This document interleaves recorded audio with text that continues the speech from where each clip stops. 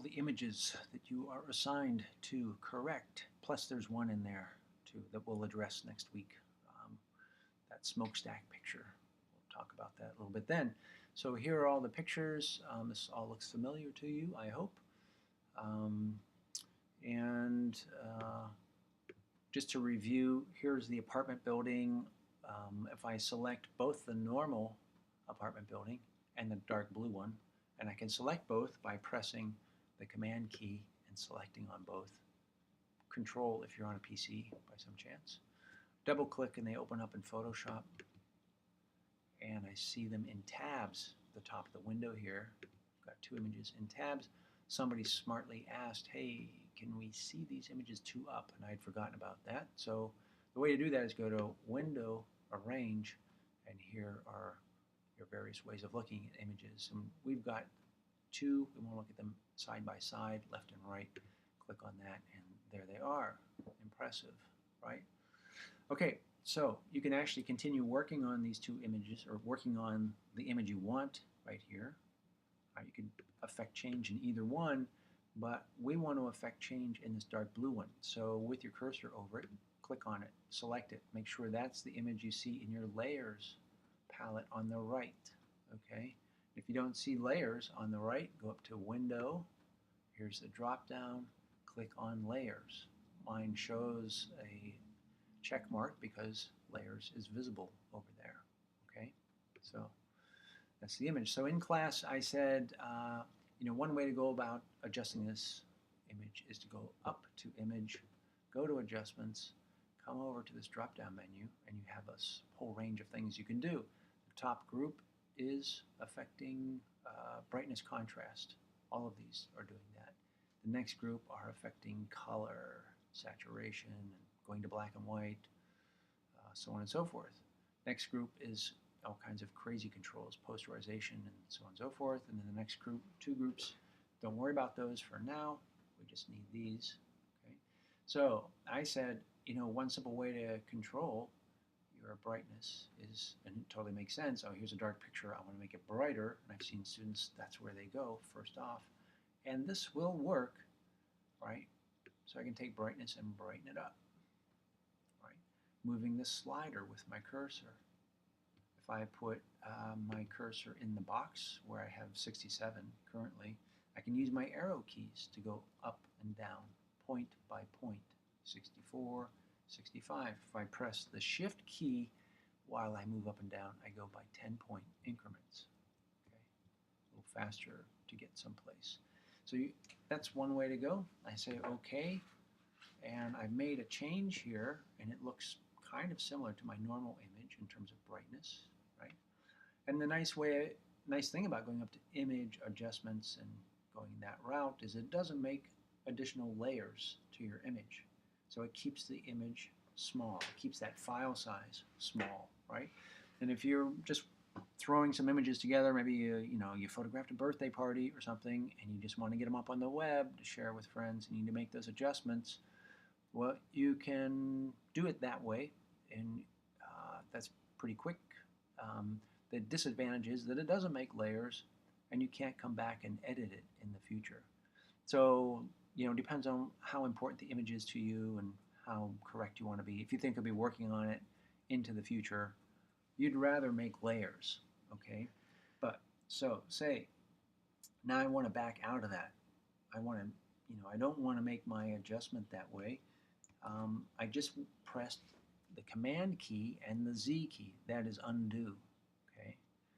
All right, another way to go about doing that, reversing yourself out, is to go into the history. Okay, in history are these, you see where my cursor is up on the right. It has three little swatches with an arrow. If you don't see that on your desktop, go up to Window and click on History, and there's history. Right. I only see one layer here because I already undid what I just did with the brightness contrast, right? But history will save up to 20 changes by default. You can change that in preferences to increase it or not. So if you need to back up 5 stops because you made 5 changes that you don't like, this is the way to go in history right there. That history does not get saved though when you save a file, so don't expect it to be there tomorrow, right? So there, and as I said, it by default saves 20. So if you've gone on and made 23 changes, you will not go back to change number 1 or number 2, right? It has its limitations. In other words, there's more we could talk about with history, but let's let that go for now. Okay, so the way to go to make your adjustments and get layers that are editable in the future is to have that image selected, go down to the black and white circle at the bottom, and here you get that same selection of things that you can do minus some, right? And if I click on levels, I'm going to go to levels this time, right there. I get my histogram, right? And you'll see that I get a new layer here that has levels. It's called levels 1, right? It has a little histogram kind of thumbnail here, identifier. And I will make changes using the slider. Here we go. Slide the midtones over to make it bright. I'm trying to make it look similar in value, brightness, darkness, to my normal image over there. Right? Maybe it's something like that. Okay. And again, I can move the sliders. I can also put my cursor in the number box and move it with my keyboard, up and down arrows, right? So that's pretty close. Okay, I can close this window with the double triangles, clicking on the double triangles up there. Boink, that's gone, right? And if I decide later that, well, you know, that wasn't quite right, you double click on the little thumbnail here, and you can come back and make further adjustments. That's the nice thing about layers. And those layers will stay with the document as long as you save it as a PSD or Photoshop file, right?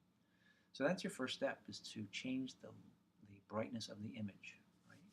Next step is to change the color, right? Okay, now you can go down to the black and white circle, click on that, and select by a text here, or you can, if you've got your adjustments palette open here, you've got these little icons that represent different kinds of adjustments, right? If you float the cursor over them, they'll tell you what they are, right?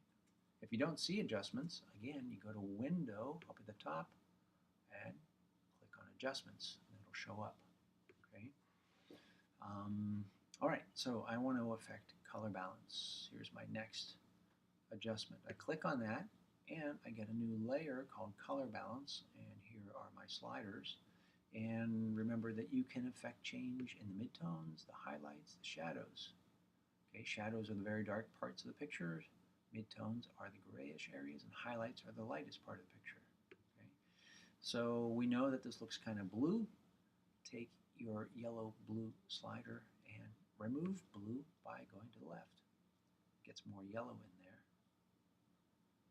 And it's looking kind of green now. I'm going to take some of the green out, and consequently it's adding magenta. I think I could use more yellow. It's a little too much. And again, you know, I'm doing it with the slider. Sometimes it's easier if you click in there and use your arrow keys.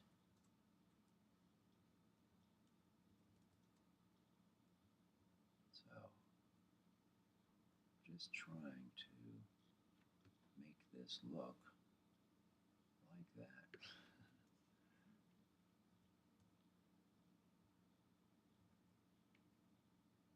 What is the change? What is that? It still looks kind of blue to me. So taking some of that blue out.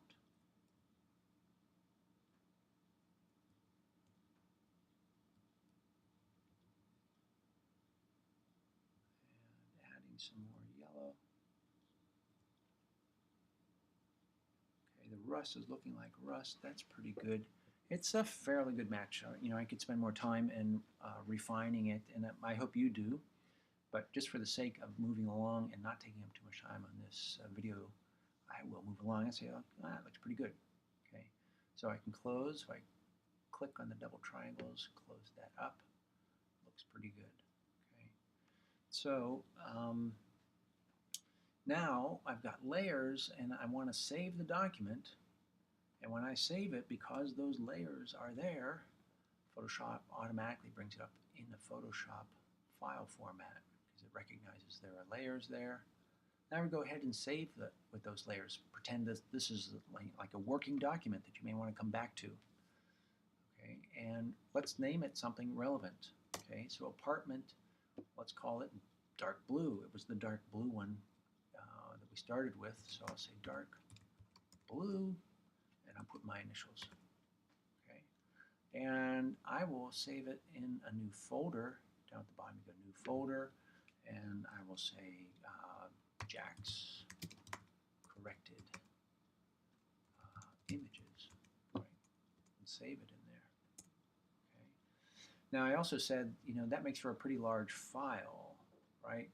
And if I go to Bridge and I look in Jack's corrected images, I've got that PSD in there, and it is big. We discovered that in class 2. It's nearly 45 megabytes big. And to be honest with you, I don't want you to send this to me. I probably shouldn't have put it in Jack's corrected images. So don't send me a folder that says you corrected images with those PSDs in there. So it'll be humongous. So keep them out of there, actually. Okay. But let's go on. Here's my image, and I do want to save it as a JPEG. So I will go Command Save, or Save As, which you can do up at File, Save As. Here's the keystroke, which is Command Shift S, or if on a PC it's Control Shift S, right? So Save As, and it still recognizes that there are layers. I'm going to select JPEG, and that will throw out those layers. Okay. Here's the extension for JPEG, JPG. Okay. Saving it in Jack's corrected images. Say OK, save, and saving it, the image quality around 9 or 10 is fine. Okay, that's good. Okay, so let's look back at Bridge, and here is my PSD, which, as we noted, is about 45 megabytes, and this is just under a megabyte, right? And also looking on the right side here, underneath our preview image is telling us all the information about that image, including shutter speed, lens opening, ISOs. But it also tells us that image resolution is at 360 ppi, which is for print. Okay, if you're just sending something over the web, it's only going to be looked at in email or up on Facebook or something, there's no need to have it at 360. That makes for a larger file size. Okay, here is how you change that file size, change that resolution. Right, I've got that image selected. Actually, I'm going to go back to my single view here. Okay, so here it is on the tab. You can see the name of my image, Apartment Dark Blue JT. Got that selected. Okay, and I want to change the resolution. You do that by going to Image, Image Size, and here's this window. Resolution, 360 pixels per inch. Right? You don't need that. Okay, so reduce it down to 72. Okay, 72, say OK, and I'll save as. I'll go Command Shift S, and this time I'm going to note that it is 72 ppi. Right, and I don't want the layers. Switch over to JPEG. Save it in that folder. Okay, let's look in Bridge here, and now you can see the difference. Here's the JPEG at 360. It's 976 kilobytes. Here's the JPEG at 72.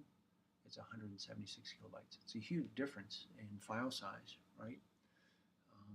So please do that. Please resize the image at a lower resolution. It's good practice for you. You should know about how to do that. There's more that we'll deal with in terms of image size. Okay, like I said, put these images, your JPEGs, corrected images, into a folder that's named for you. Do not include your PSD. Okay. Last thing I will go over, just to remind you, is this. I want to see this image large. I pressed Command 0 for it to fill the window. And now you've done so much work in making images look normal. Now take one image out of each group and make it look abnormal. Experiment with your options, okay? So down at the bottom here, selecting on this, I can go and say, you know, these color changes are not going to affect this image too much because frankly, there's not a lot of color in that image. You could play around with black and white. I showed you that in class. You can add a photo filter, which warms images up and cools them down, right? So, and this is often used in photography and in film and video, right? To warm up a scene, to make it look, cool or look warm or like a sunset shot, so on and so forth. By the way, I'm going to say I don't want that. Or I can see what it looks like without. I'm clicking on the eyeball without that filter. And boy, it sure looks blue now. Okay, so I'm going to get rid of that layer. I'll just trash it. Boink. Don't show this again. Yes, delete that layer. Okay. Come on, get rid of it. Okay. But then you can do posterizing. That's pretty cool, right? So here's posterizing. Explore. Oh, that's very cool, right? The fewer levels you have, the more dramatic it looks. Okay. Say that. Turn it off. Turn it on. Okay. And also, ultimately, you can trash it too. So I'm clicking on the trash can, getting rid of that. Okay. And then lastly, up in filter, the top filter. Before I go there, it's important that I select the actual image over in the layer palette. Select that image, not the adjustments. Okay. Filter, and then you have these various kinds of effects that you can apply here. And really, I would just go with either blurring it or adding noise. I'll add some noise to it. Add noise, and that's what it looks like, right? And you can vary the amount of noise. Right now, it's adding all kinds of color noise to it. You can make it monochromatic noise by clicking monochromatic. Right? And sometimes this is done to make it give it a film look. Right? There's also a grain effect in there too. Okay? And you can combine these effects, but the point is that you can now do a little bit of playing around instead of trying to make it look normal. Okay? All right. So have fun. Email me if you've got any questions. Thanks.